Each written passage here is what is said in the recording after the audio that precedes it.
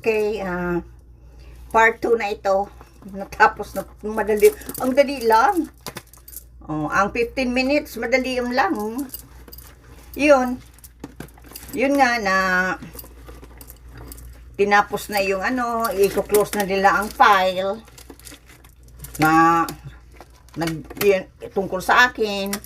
At sabi sa akin ng ano, ng doon sa social worker, sa Ministry of Children, kung gusto ko magdemanda ako.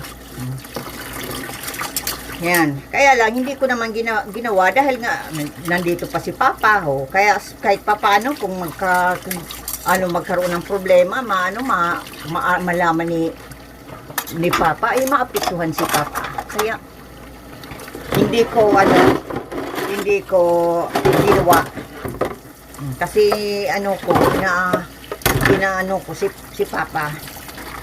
Ngayon, alam ko na, pinag-aralan ko talaga sino sa mga kapatid ko nagalit sa akin. Isa ko talaga. Oh, yun. Tapos, may isa naman akong kapatid na, ano yan, ipinapulis ako. Oh, tingnan mo yan, pinapulis ako. Ako ang may karapatan na magpulis. Dahil, hinihingi ko yung kabilihan ng lupa ako sa ano yan, sa si Roma, ay ipinapulis ako dahil pigaharas ko daw. O, yun. Sabi naman sa akin ng pulis, kininto ko. Doon sa pulis na man lang ako na hinihingi ko yung kabilihan ng lupa ko na ayaw baka ibigay sa akin, saka doon sa kapatid ko kay Ate Ami. Oh. Dahil sabi sa akin ay sa kanya lahat ng lupang iyon dahil dami lang ako. Saka si Ate Ami. Oh. Ngayon nag-search ako. Meron palang dummy law sa Pilipinas. Oh.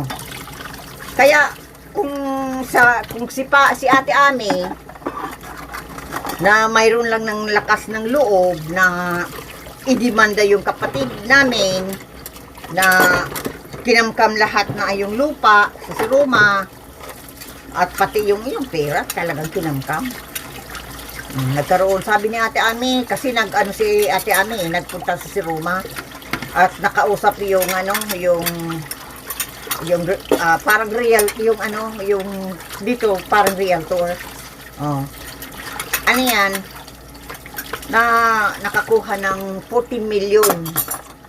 Oh, yung kapatid namin. 14 million. Oh.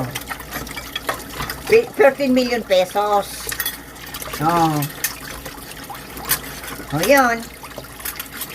Nag-search din ako, ay may pala yan. Nagtanong din ako sa lawyer, Pilipinas. Yan pala may kaso. Yung falsification yung pinafalsification ang pangalan. Tulad ko, pinake ang pangalan ko. Oh. Ang pangalan ko, yan? Yung tunay kong pangalan. Tapos, ang apelyido ko, ginawang Chavez. Oh, may kaso pala yan. Pwedeng mapreso pag ang isang tao na magbuwa ng ganyan, ng falsification of the document. Lalo na sa gobyerno. Kaya lang, si Ate Ami, walang lakas na loob na magdemanda. Ay, hindi naman ako makapunta doon. Nandito ako sa Canada. Ay, hindi ako makademanda kasi nandito ako. O, yan. Yan lang ang Pero kung pagdating ng panahon, pala yan? May kaso pala yan sa Pilipinas. Ay, ang kaso sa Pilipinas, dami ng hindi ka na basta-basta makaano. Grabe na ang law sa Pilipinas. Oh. Ang preso pati dyan sa Pilipinas, ay Diyos ko po.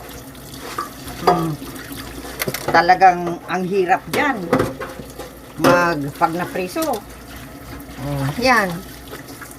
Yan ang ano yan. Oh. Kaya grabe ang ginagawa sa akin. Hindi lang ako nagkikibo nung panahon na yun. Ngayon lang ako nag-open tungkol sa mga pigagawa sa akin. Kaya ngayon, takot na akong maglapit sa iba kong mga kapatid. Kasi baka kung ano namang gawin sa akin. Yun. Takot talaga ako. Hindi sa takot at baka kung anong magawa ko. Baka makasuhan pa ako. Kaya nag-iiwas na ako talaga.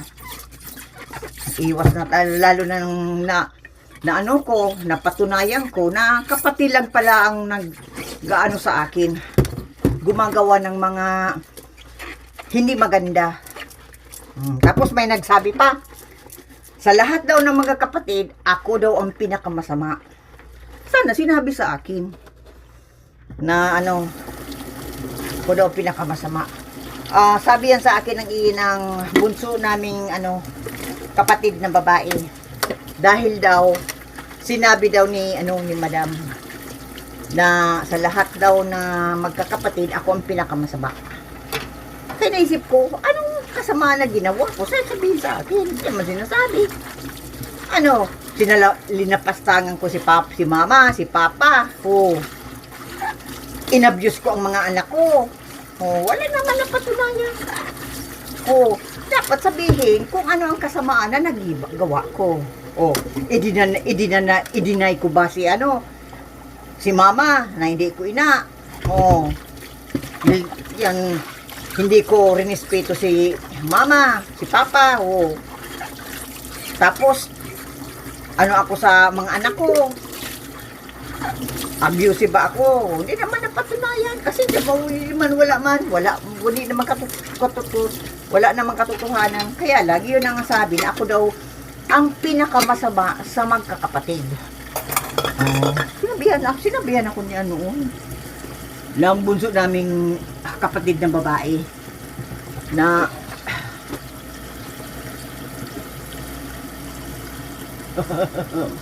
hugas na ako ang pinakamasama. Ay, grabe. Kaya ngayon ay ako ang may karapatan na magpapulis dahil sa mga ginawa sa akin. Na-inabuse ako dito. Yung kaano ko lang dito. Kararating ko lang sa Canada. Grabing abuse. Na ko, tapos minulistya pa ako nung baguhan pa lang ako dito sa Canada. Wala pa akong alam-alam sa Canada. Yung baguhan lang ako dito. Pero walang nag-protect sa akin. Hindi ako pigprotektahan. Grabe. Grabing yung abuse na ginawa sa akin. Tapos tinanong ko si madam noong, sabi ko, bakit pipapahirapan niya ako? Sabi sa akin, nakatingin sa bintana, sa salamin ng banyo, katingin, ganyan. Sabi niya, grabe yan, kulang pa yan. Gusto ko maghirap ka. Sa Bicol, kulang pa yan. Gusto ko magsakit ka. Yan. Noon, wala akong bibig. Nag-put up ako sa mga abuse ng ilang taon na. Binit up ako. Meron nga pa nga ako ditong scar. Inano ako. Ganyan yan ako ni madam. Kaya may ko dito. Dahil sinakal ako. O ay malhabang ano niya, nakatabaon yung kuko niya sa liid ko. Grabe, ang ang abuse na ano ko.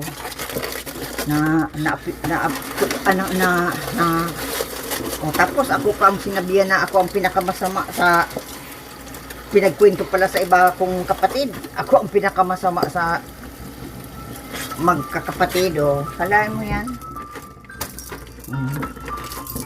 Na napakasama ko. Yan. Samantala, nung bago silang kasal ni dalawa, yung pangalawa niyang asawa, kami ni Alec ang asikaso sa tatlo niyang anak kasi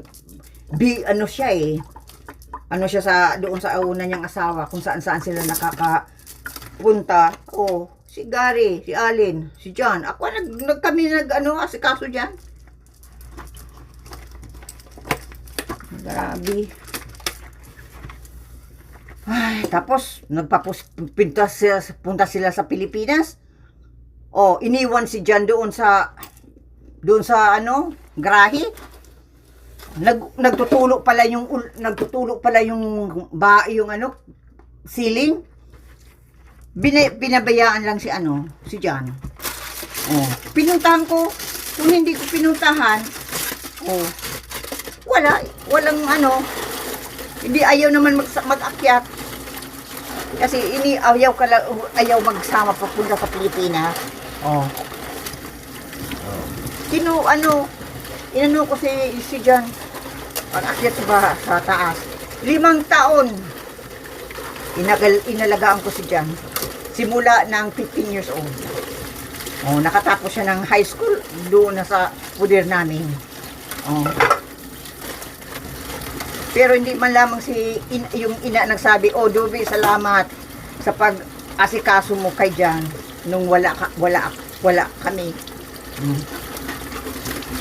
Paano kung pinabayaan ko yun si John? Hindi ko pinabayaan ko lang. Mangyari si John? Magugutom. Anong mangyayari? Tapos sabihan pa kong napakamasama ko. Ay, grabe. Tapos pinagkukwento pa na nag-hallucination ako, nag-delusional ako. Kininto sa iba kong mga kapatid. Nasira ang ulo ko. Kahit nga sa pinsan, kininto, nasira ang ulo ko, na nag-hallucination ako, kung ano-ano daw ang pinagkukwento ko. Sabi ko kay Ate Ami, alam mo kung bakit pinagkukwento ng ganyan? Kasi, ako ang nakakaalam ng katotohanan. Dahil kilala ko siya. Ay, kung magkwento na sira ang ulo ko, hindi ako papaniwalaan kasi nauna na. Nauna na nagkwento. Kaya yung iba kong mga kaibigan sa Facebook, marami ang nag-unfriend sa akin, natakot sa akin dahil nga ikaw ako pala nag-hallucination, nagdi-delusional, kung ano-ano pa ang pinasabi tungkol sa akin. Kung ano-ano daw ang mga pagkukwento ko na walang katotohanan. Kalain mo yan. Ang sirang ulo, mang-iba-ibang sinasabi. Dapat iba-ibang ang kunikwento ko. Bakit palaging iyan ang topic? Para parang sirang plaka. Linilis lang ang pangalan. Kaya, ay grabe.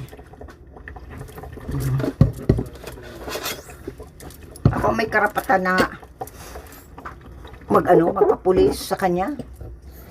Pero inunahan ako. Grabe. Yung ito, may kwento ako.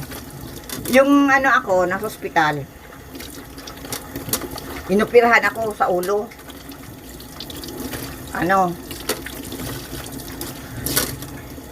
Ngayon,